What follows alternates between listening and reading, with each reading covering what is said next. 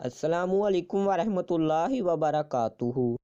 حضرت عمر فاروق رضی اللہ تعالیٰ عنہ جب خلیفہ وقت بنے تو دریائے نیل کی طرف کچھ لوگ ایک لڑکی کو دلہن بنا کر لے جا رہے تھے۔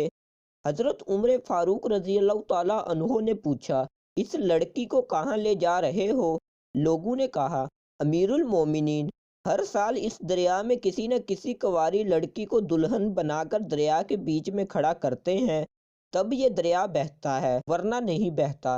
حضرت عمر فاروق رضی اللہ تعالیٰ عنہ نے کہا، لڑکی کو واپس لے جاؤ، لڑکی کا کیا قصور ہے؟